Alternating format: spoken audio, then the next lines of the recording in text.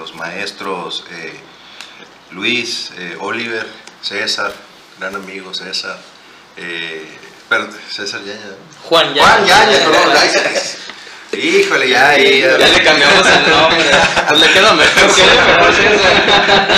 Juan Yaña, perdón. Y Jorge Abel Guerrero, gracias por esta segunda invitación. Bienvenido. Y haciendo respuesta, si una reforma emana de un solo hombre, en este caso todas las reformas estructurales que dieron inicio al mandato de Enrique Peña Nieto, pues todas salieron propuestas por Enrique Peña Nieto, ¿sí? Entonces, desde un principio, al no considerarse a todos los actores sociales y políticos, pues esa reforma ya es fallida. Es una reforma, por ejemplo, la educativa, que no se tomó en cuenta realmente a las bases, como todos los maestros. Obviamente la simulación de enjuiciar al Bester Gordillo dejó mucho que desear, al dejar a un lacayo de la misma en la dirigencia del Sindicato Nacional de Trabajadores del Estado, de la Educación, perdón. Y una reforma energética que, lejos de hacer más eficiente y administrar transparentemente el petróleo a través de Pemex, pues vemos que viene a decir: ya nos cansamos de saquear nosotros a Pemex, ahora es hora de que trabajen las transnacionales por nosotros. Una reforma laboral que no emana realmente de todos los problemas que hay pues en los tribunales, pues vemos muy bien que no favorece a la clase laboral. No fue tomada en cuenta, y el que más viola los derechos laborales de los trabajadores es el propio gobierno. Entonces, vemos nosotros como en muchas dependencias federales pues se despide injustificadamente a esos servidores que realmente tienen años de trabajo de carrera, y que por palancas entran muchas personas ineptas, inclusive a mandos importantes, pero porque solo son amigos de tal político o traen cierta palanca, y llegan a estas dependencias, a estas instituciones, pues a hacer sus pininos, ¿no? Entonces, esta reforma no es por ser oposición nada más. Tenemos muy claro que no son las mejores para México, y que tiene que haber un nuevo pacto social en donde realmente nosotros como ciudadanos nos involucremos en, inclusive, se ha planteado, hacer una nueva constitución, ¿sí? En otros casos ha dicho el mismo Andrés Manuel de rescatar la de 1917 y de ahí partir de nueva cuenta para arriba. ¿No sería un retroceso muy importante? Digo, o sea, estamos hablando de regresarnos prácticamente 100 años. Exactamente, pero hay leyes y políticas que se manejan desde hace de miles de años, ¿no? Y sirven. ¿Cuáles son esas reformas, digamos, en qué se cambió la Constitución en estos últimos 100 años que habría que regresar a la 1917? Bueno, hay muchos artículos que podríamos nombrar, pero en los cuales nosotros sí creíamos conveniente hacer una consulta popular.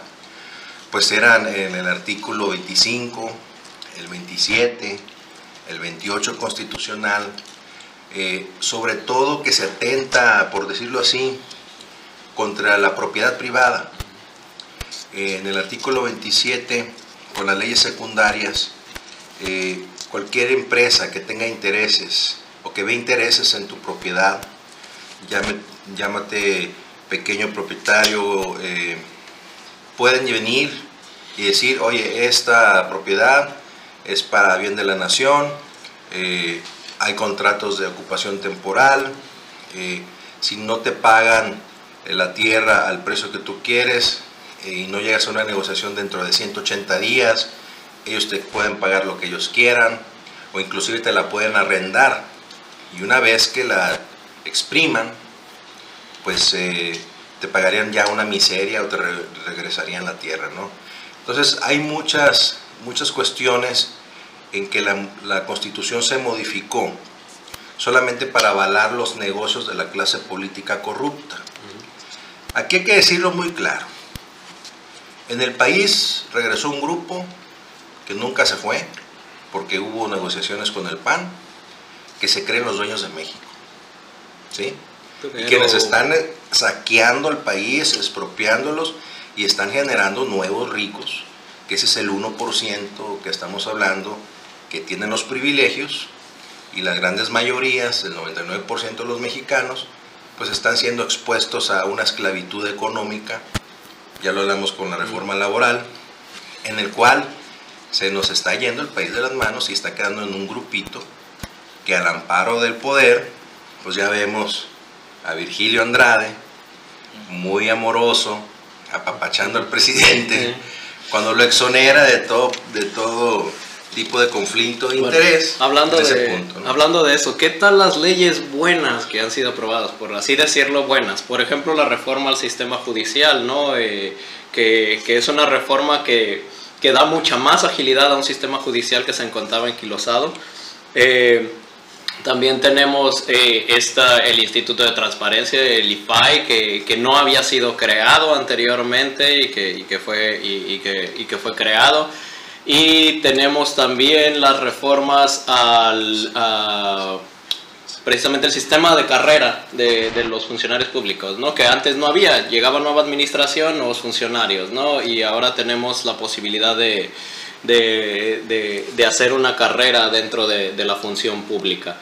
¿Qué hay de esas reformas, por ejemplo, que son buenas, pero de todos modos se rechazan o no se pronuncian? Cuando se hace algo mal, es que el gobierno es de lo peor, pero cuando se hace algo bien o cuando se dan moderadas derechos a los individuos, no se pronuncia al respecto o no se toma en cuenta. ¿Qué pasa con la figura López Obradorista en este sentido? Y sobre todo por Andrés Manuel, más que nada que siempre se muestra reacio a cualquier clase de ley que venga de parte del gobierno. Bueno, es que nos basamos en lo mismo. Yo no tengo duda y lo constaté desde el ámbito empresarial. Y ahora más que estoy en el lado político, y no lo digo nada más por decirlo, hay un grupo que se cree los dueños de México. Ese mismo grupo se ha encargado también de empoderar al narcotráfico, ¿sí? Al crimen organizado. ¿Y qué acaba de suceder hace poco? Que por dedazo y por la anuencia del presidente Enrique Peña Nieto fue nombrado como presidente del PRI Manlio Fabio Beltrones Rivera. ¿Qué te puede decir eso quienes realmente conocemos, o tenemos familiares en Sonora? ¿Quién es realmente la figura de Manlio Fabio Beltrones? Sí. Obviamente no son tontos y van a poner en letras grandes lo que le suene bonito al pueblo. Pero entre más te profundices a las leyes secundarias y realmente a la operatividad, vemos un sistema judicial fallido, en el cual en letra está todo bonito, pero que al final, en este sistema judicial, vemos que está en el servicio del más poderoso, ¿sí? Que quienes han realmente saqueado el país no están en la cárcel, y quienes van o roban lamentablemente un pedazo de pan o una gallina, pues están penando por más de 5 años en la cárcel, ¿no? Entonces, obviamente esta clase política corrupta está dispuesta a soltar un poquito para dar el gatazo, ¿no? Como le diríamos así popularmente. Pero realmente en la práctica vemos que hay un sesgo en solamente pues beneficiar a esta cúpula que está ahí, ¿no? Si hablamos de la Ley Federal de Competencia, por ejemplo, en mi caso, en el 2008, la COFECO, en aquel entonces, la Comisión Federal de Competencia, argumentaba que la Asociación Mexicana de Profesionales Inmobiliarios era un monopolio, cuando era totalmente falso. Y iban a realizar una multa de alrededor de 1.6 millones de pesos por inmobiliaria en Mazatlán. Y esas inmobiliarias eran las que denunciábamos los fraudes inmobiliarios, toda la corrupción que hay dentro del mismo sistema de catastro, del registro público, el cómo usan esa información para beneficio propio muchos políticos y de ahí emanan las invasiones. Promover por más de 24 años una ley inmobiliaria que evite esas situaciones, pues nunca se va a concretar en Sinaloa por todos los negocios que hay. En Sonora está Manuel Fabio Beltrones. En Sinaloa quien lo opera es Juan S. Millán. Y sabemos muy bien que mientras no cambiemos esa clase política y la renovemos con gente del pueblo, gente de a pie que no se venda, es cuando las cosas van a cambiar. Aquí es lo curioso. Nos encontramos aquí en Agenda Pública Sinaloa, en la 90.5 FM. Les recuerdo a nuestros radioescuchas, el teléfono en cabina es 986-4848 y nos encontramos con Alfredo Reinaga Chicuate, presidente de Morena Municipal, ¿no? Alfredo, yo quiero, mejor dicho, hacerte un cuestionamiento porque es uno de los puntos que considero, bueno, y también ya lo he platicado aquí con César. Juan Yáñez, con César. Juan César. Y es justamente algo que nosotros observamos que no se encuentra dentro de Morena, y más en específico no vemos un posicionamiento claro de Andrés Manuel en torno al debate ambiental, ¿no? Y ahorita cuando iniciamos el programa, iniciamos con el maltrato animal, y quisiera saber cuál es la perspectiva que tiene Morena en cuanto al debate ambiental. Y te lo pregunto porque al final creo que un posicionamiento es necesario en torno al tema. ¿Por qué? Ahorita estamos viendo justamente que, por ejemplo, se piensa, al menos el individuo, el sujeto lego, ¿no? El individuo que no está muy bien informado de lo que sucede, piensa que a lo mejor el cuidado del ambiente tiene que ver con el cuidado animal, o tiene que ver con el no tirar basura, con a lo mejor, no sé, cualquier otro tipo de actividad que vaya supuestamente en beneficio del medio ambiente, pero no se observa, por ejemplo, en Andrés Manuel, yo no veo un posicionamiento claro sobre qué es lo que se debe de hacer, ¿no? ¿Cuáles son los lineamientos o cuáles son las políticas públicas que debe de incentivar el gobierno para mejorar, no sé, a lo mejor la situación de,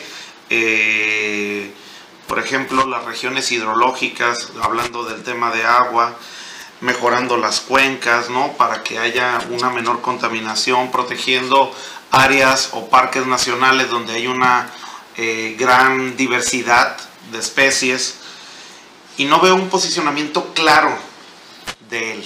Más bien creo que ni siquiera hay un posicionamiento ambiental en la política de Andrés Manuel, o bien si lo hay, no ha sido, no sé, no ha sido muy divulgado. Entonces quisiera saber si tú nos puedes un poco ampliar si existe realmente, o qué es lo que está pasando en Morena. Morena, ¿cómo se posiciona ante esto? Bueno, mira, hay dentro de cada comité una Secretaría del Medio Ambiente, en donde inclusive se ha fomentado los huertos dentro de los hogares para el autoconsumo. El reciclaje también es una parte que se fomenta en Morena, pero el tema más importante ha sido la cuestión energética. ¿Por qué?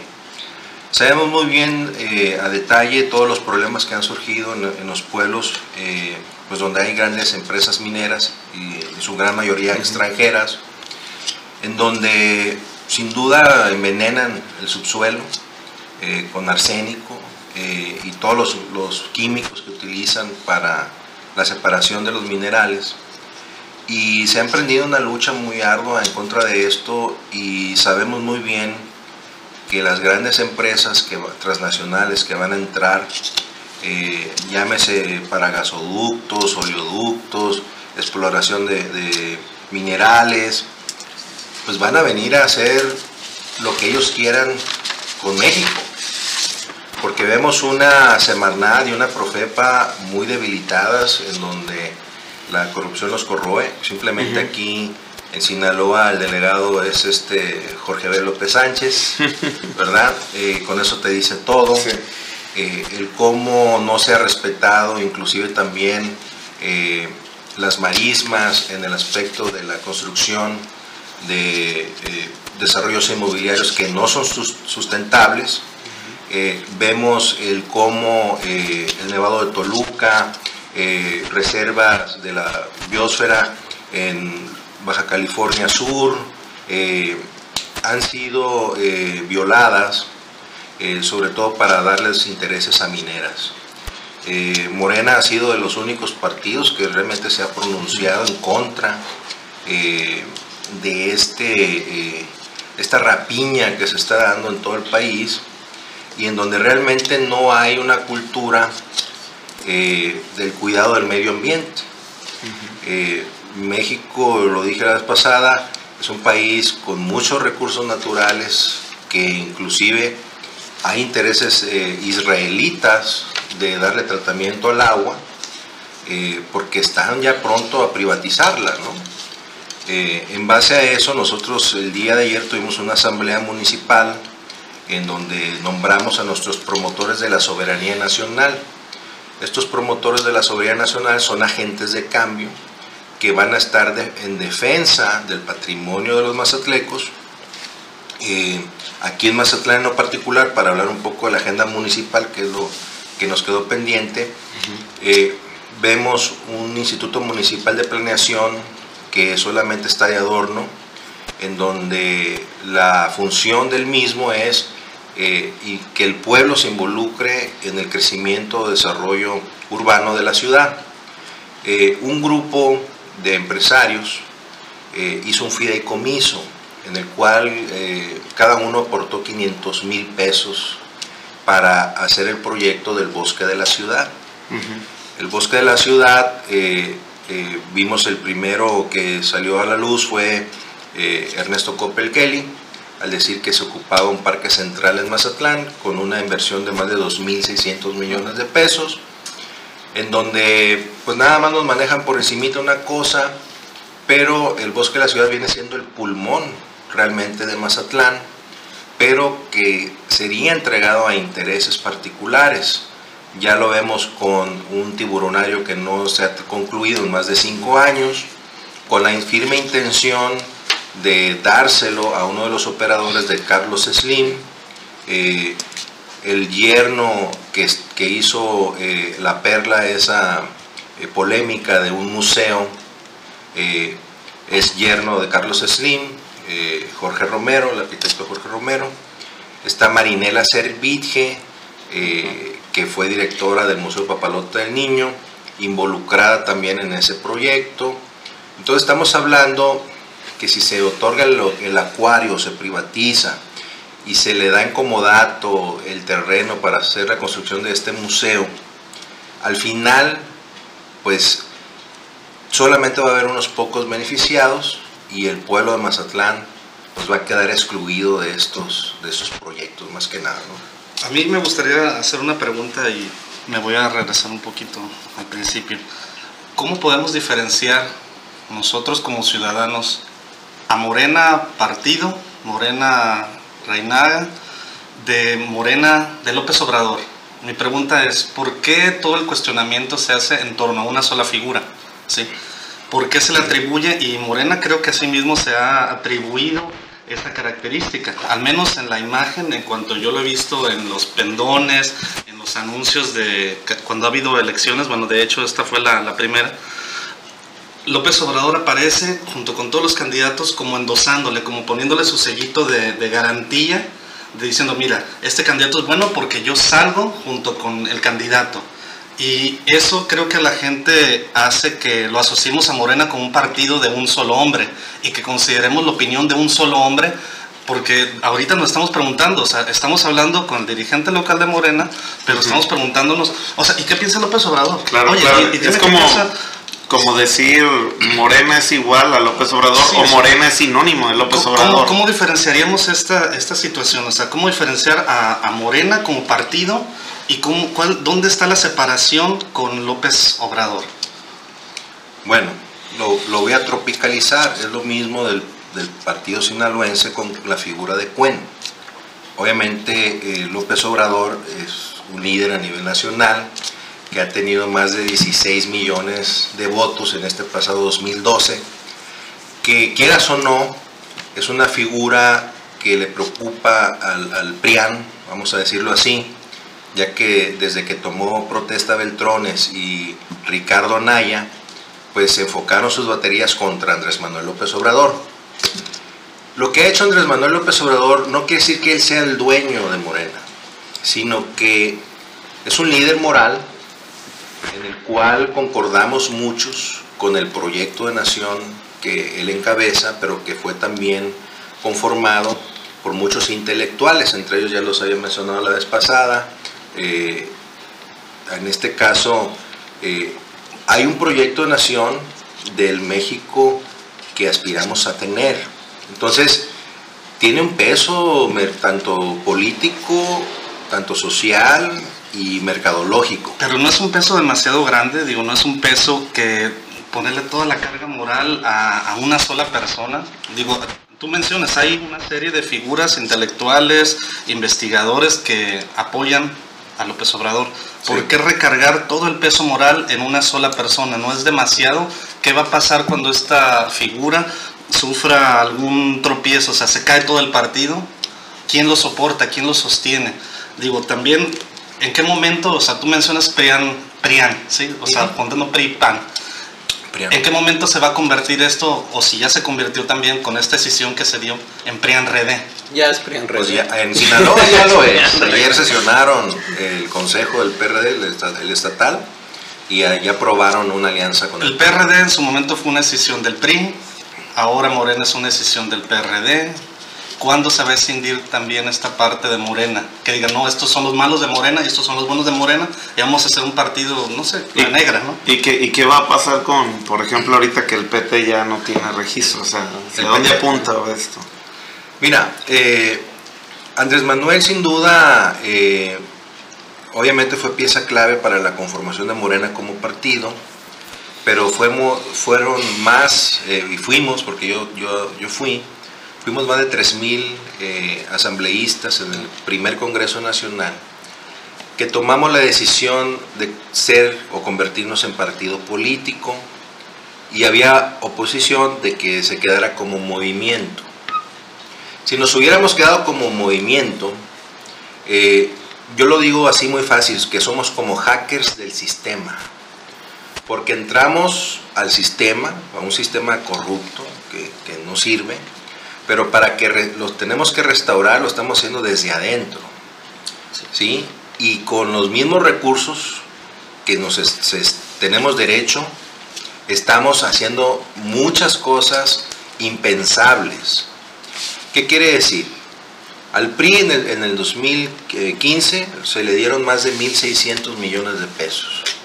Al PAN más de 1,300 millones de pesos. Y a los tres partidos que nacimos, que también otro perdió el registro, como el Humanista, como Encuentro Social y Morena, recibimos 120 millones de pesos. Nuestros dos candidatos